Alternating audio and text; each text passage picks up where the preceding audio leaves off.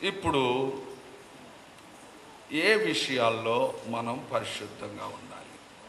పరిశుద్ధత ఎక్కడి నుండి ప్రారంభం కావాలి?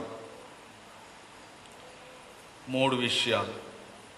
మొదటి విషయం యాకోబు పత్రిక 4వ అధ్యాయం 8వ వచనం. దేవుని యొద్దకు రండి, అప్పుడు ఆయన మీ యొద్దకు వచ్చును. పాపులారా, మీ చేతులను శుభ్రము చేసుకొనుడి. చాలు. పాపులారా, మీ చేతులను కడుక్కోండి. Wash your hands. మీ చేతులను శుభ్రపరచుకోండి. మీ చేతులు పవిత్రంగా ఉండేటట్టుగా చూసుకోండి. మొదటి విషయం, మీరు దేవుని దృష్టిలో ఉండాలి అంటే, దేవుని ఆశీర్వాదం మీ మీద ఉండాలి అంటే, మొట్టమొదట మీ చేతులను శుభ్రం చేసుకోండి. చేతులు అనేవి చాలా అవసరం. చేతులు లేకపోతే ఏ పని చేయలేము. ఈ చేతులు అనేటువంటివి పనికి సూచనగా ఉన్నాయి, సింబల్ ఆఫ్ వర్క్. ప్రియమైనటువంటి దేవుని బిడ్డలారా, ఎవరికన్నా సేవ చేయాలన్నా, ఏ పనన్నా చేయాలన్నా ఈ చేతులు అనేవి చాలా అవసరమైనవి. ప్రియమైన దేవుని బిడ్డలారా, మీ చేతులు పవిత్రంగా ఉంచుకోండి అని అంటే ఇక్కడ అర్థం ఏంటంటే, మీ చేతలు, మీ చేతులతో చేసే పనులు ఏవైతే ఉన్నాయో అవి పవిత్రమైనవిగా ఉండాలి అని ఇక్కడ పరిశుద్ధాత్మ దేవుడు మనతో మాట్లాడుతున్నాడు. వాష్ యువర్ హ్యాండ్స్ అంటే మీ చేతులు చేసేటువంటి ఆ చెడ్డ పనులు ఉన్నాయి చూచారా, అవన్నీ కడుగేసుకొని ఇక నుండి మంచి పనులు చేయండి అని అర్థం. ఈ నూతన సంవత్సరంలో మనం దేవునికి ఇష్టలుగా ఉండాలి అంటే, దేవుని మహింపరిచే వారంగా ఉండాలి అంటే, దేవునికి మహిమాయుతమైన జీవితాల్లో మనం ముందుకు సాగాలి అంటే మన చేతలు కడుక్కోవాలి. మన చేతులతో చేసేటువంటి పనులు శుభ్రంగా ఉంచుకోవాలి. హవ్వ ఆమె ఏం చేసింది? ఆమె చేతులతో ఏం చేసింది? మీకు అర్థమైపోయి ఉంటుంది. ఏం చేసింది? దేవుడు చేయొద్దన్న పని చేసేసి, ఆమె చేసినటువంటి పని ఏంటంటే, దేవుడు ఏ పని చెయ్యొద్దన్నాడో ఆ పని చేసింది. ఇదిగో ఆ చెట్టు ఉంది చూచావు, ఆ చెట్టు పండ్లు మీరు కోయకూడదు, తినకూడదు, ఇది దేవుడు చెప్పాడు. అంటే నిషిద్ధం. ఆ పండ్లు మీరు తినుట నిషిద్ధం, దేవుడు చెప్పాడు. ఏదైతే దేవుడు నిషిద్ధం చేయకూడదు అని అన్నాడో ఆ పని ఆ చేతులతో చేయడానికి హవ్వ ఇష్టపడింది. ఇక్కడ మీ చేతులు కడుక్కోండి అంటే దేవుడు నిషిద్ధమని ఏది చెప్పాడో ఆ నిషిద్ధమైనటువంటి పనులు చేయకండి బాబు అని అర్థం. ఎంత మొత్తుకున్నా అవే చేస్తూ ఉంటే ఆయన మట్టుకేం చేస్తాడండి? చెయ్యొద్దు అంటే అవే చేసుకుంటా ఉంటే ఆయన మట్టుకేం చేస్తాడు?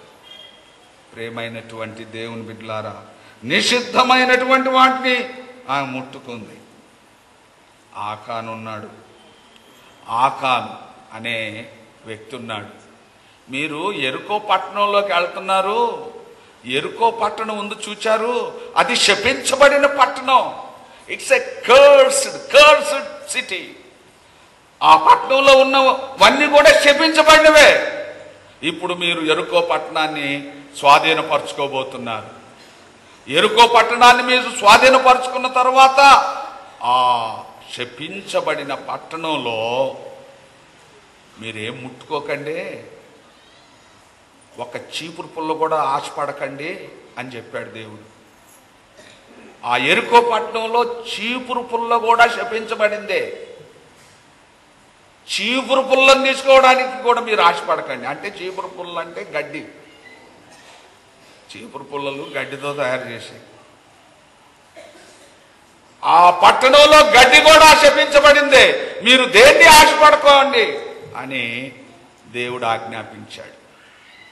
నేను ఇజ్రాయెల్ దేశంకి వెళ్ళినప్పుడు, ఇజ్రాయెల్ దేశంలో దాదాపు బైబిల్లో ఉన్న పట్టణాలన్నీ చూచాను.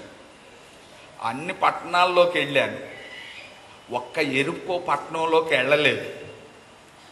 ఎరుకో పట్టణంలోకి మాత్రమే నేను వెళ్ళలేదు. ఎందుకు వెళ్ళలేదంటే, నేను ఇజ్రాయెల్ దేశంలో ఉన్నప్పుడు 2 చోట్ల బాంబుల వర్షం కురుస్తూ ఉంది. ఆ 2 చోట్ల ఏంటంటే, ఒకటి బెత్లెహేము, యేసు ప్రభు పుట్టిన స్థలం, అది చాలా పవిత్రమైన స్థలం, అక్కడ బాంబులు కురుస్తున్నాయి. రెండవది ఎరుకో పట్టణం. ఎరుకో పట్టణంలో కూడా రోజు బాంబులు కురుస్తున్నాయి, యుద్ధాలు జరుగుతూ ఉన్నాయి. అయితే బెత్లెహేము దగ్గరకు వెళ్ళేటప్పుడు ఆ గవిని దగ్గరికి వెళ్ళాము. అక్కడంతా బందోబస్తు, పోలీస్ సెక్యూరిటీ ఉంది బాగా. 2 గేట్లు దాటుకొని వెళ్ళాలి. అక్కడ మేము మా వ్యాన్ వెళ్ళి ఆగగానే ఈ సెక్యూరిటీ వాళ్ళు వ్యాన్ ఆపేసి అందరూ, ఆ పోలీస్ సిబ్బంది అందరూ ఆ వ్యాన్లోకి ఎక్కేసి మా బ్యాగులన్నీ చిందరవందరగా పడేసి అన్నీ తనిఖీ చేస్తూ ఉన్నారు వ్యాన్ అంతా. నేను లేచి చెప్పాను, అయ్యా మేము భారతదేశాన్ని నుంచి వచ్చాము, మేము వచ్చింది లోకరక్షకుడు యేసు ప్రభు పుట్టిన స్థలాన్ని చూడడానికి వచ్చాం. ఆ పట్టణం ఆ యేసు ప్రభు పుట్టినటువంటి పట్టణం ఈ బెత్లెహేం. ఆయన జన్మించిన స్థలాన్ని చూడడానికి వచ్చాం, కానీ ఇంకా మా దగ్గర వేరే ఉద్దేశాలు ఏమి లేవని చెప్పాను. సరే, ఆ మంచోడు అనుమతించాడు. ఆ పాలస్తీనాకు సంబంధించిన సెక్యూరిటీ అనుమతించారు. ఆ మొదటి గేటు దాటిపోయాం, ఇంకో గేట్ ఉంది మరలా, సెక్యూరిటీ గేట్. అక్కడికి వెళ్ళాం. అక్కడికి వెళ్తే మరలా అక్కడ పోలీసు వాళ్ళంతా మరలా వ్యాన్ అంతా చుట్టుముట్టేశారు. వాళ్ళకు కూడా చెప్పాను, అయ్యా మేము భారతదేశం నుంచి వచ్చాం, పుణ్యపురుషుడు, పవిత్ర దేవుడు, లోకరక్షకుడు యేసు ప్రభు జన్మస్థలాన్ని దర్శించడానికి వచ్చాం. అంతకుమించి మాకు వేరే ఉద్దేశాలు లేవు, మీరు దయచేసి అనుమతించాలి. No no no, you are not allowed, you are not suppose to go to Bethlehem because there is bombing. అక్కడ బాంబులు వేస్తూ ఉన్నారు, ఒకవేళ పొరపాటును మీరు చచ్చిపోయారనుకో ఆ బాంబుల్లో, మాకు చాలా కష్టం. ఎంతో దేశం నుంచి వచ్చి ఇక్కడ మీరు చచ్చిపోయారంటే కష్టం. నేను అన్నాను, ఒకవేళ అలాంటి పరిస్థితి ఏర్పడితే ఈ బెత్లెహేములో, ఈ పుణ్యభూమిలో, లోకరక్షకుడు దేవాతి దేవుడు పుట్టిన ఈ స్థలంలో ఒకవేళ మేము చచ్చిపోతే మా జీవితాలకు అంతకు మించిన ధన్యత లేదు. We will be so much blessed. ఆ బాంబులలో కాలిపోతే మాకు ఇంకా ఎంతో ధన్యత. ఈ భూమిలో చచ్చిపోవడం కంటే ఇంకేంటి మాకు ప్రభు పాదం మోపిన ఈ భూమిలో అని చెప్పాను. ఇక్కడ చచ్చిపోయినా మాకు సంతోషం అన్నాను. దెన్ హీ అలౌడ్ అస్.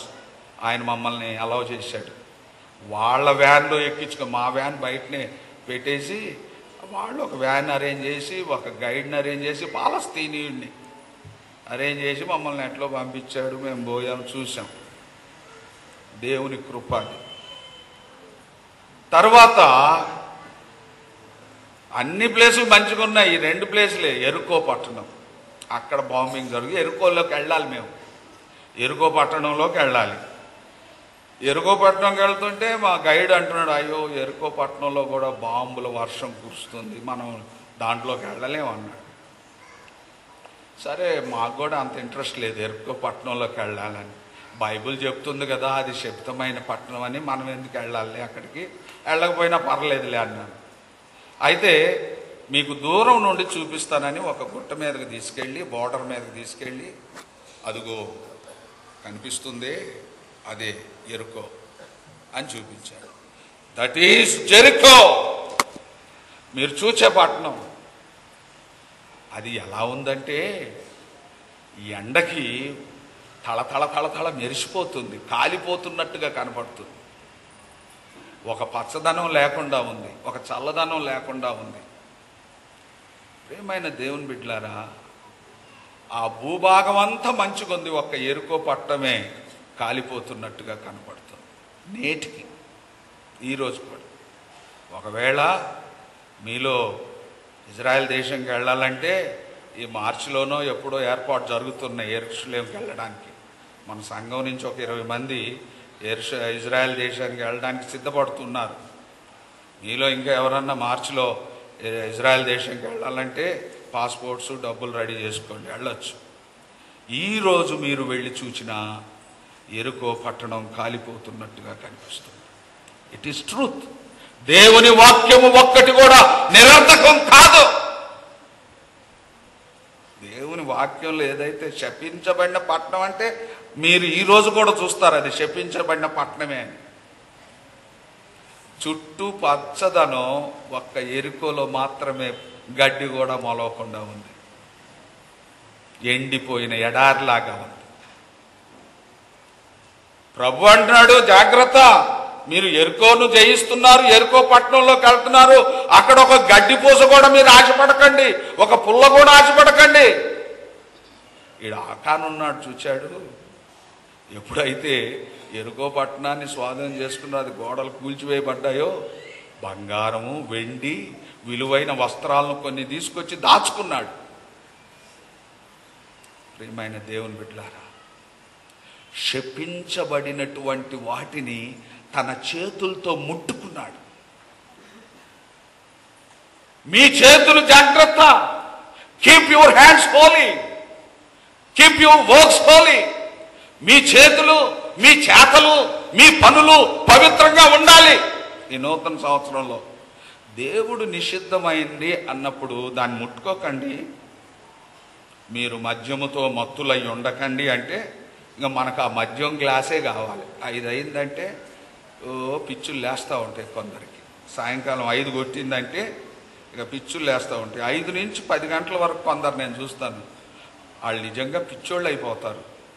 ఈ 5 గంటల నుంచి 8 గంటల లోపల ఒక గ్లాసు వాడికి దొరకపోతే వాడు పిచ్చోడే. ఎవడి కాళ్ళన్నా పట్టుకుంటాడు ఆ 3 గంటల్లో. వానికంటే లోయెస్ట్ పర్సన్ కాళ్ళు పట్టుకుంటాడు. నీ కాళ్ళు పట్టుకుంటా, నీకు దండం పెడతా, నీ కాళ్ళు నాకుతా అంటా ఉంటాడు. ఇలాగ నా దగ్గర చాలామంది వస్తూ ఉంటారు, అయ్యా నీ కాళ్ళు పట్టుకుంటా, వదలరు కాళ్ళు పట్టుకొని. 5 నుంచి 8 లోపు, ఆ 5 నుంచి 8 లోపల ఈ గ్లాస్ పట్టుకోవాలి. ఎంత పిచ్చి! క్రైస్తవులారా జాగ్రత్త, మీ చేతులు శుభ్రపరచుకోండి. కొందరికి ఏమో సిగరెట్లు, చుట్టలు, నిషిద్ధమైనవి ఏవైతే నీ దేహాన్ని పాడు చేస్తున్నాయో వాటిని దూరం చేసుకోండి. నీకోసమే కదా అని. దేవుడు ఆయనకేమన్నా మేలా? నువ్వు సిగరెట్లు తాగి నీ ఊపిరితిత్తులు పగిలిపోతే దేవుడికి ఏమన్నా బాధనా? నువ్వు బాధపడకూడదని కదా ఆయన చెప్పేది.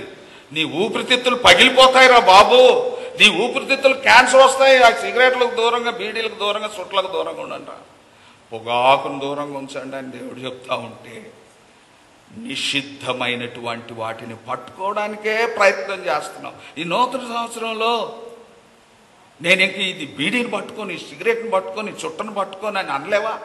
ఈ సారాన్ని పట్టుకొని అని అనలేవా? ఈ నిషిద్ధమైనటువంటి వాటిని పట్టుకోను, నేను సచిన పట్టుకోను అని ఒక తీర్మానం చేసుకోలేవా? నీ ప్రాణం కంటే ఈ గ్లాస్ ముఖ్యమా? నీ ప్రాణం కంటే 5 పైసల బీడీ ముఖ్యమా? నీ ప్రాణం కంటే 10 పైసల సిగరెట్ ముఖ్యమా? నీ ప్రాణం కంటే పొగాకు ముఖ్యమా? ఆలోచన చేయండి. నీ ప్రాణం విలువ ఒక బీడీ ఖరీదా? నీ ప్రాణం విలువ ఒక సిగరెట్ ఖరీదా? నీ ప్రాణం ఖరీదు ఒక పెగ్గు సారా ఖరీదా?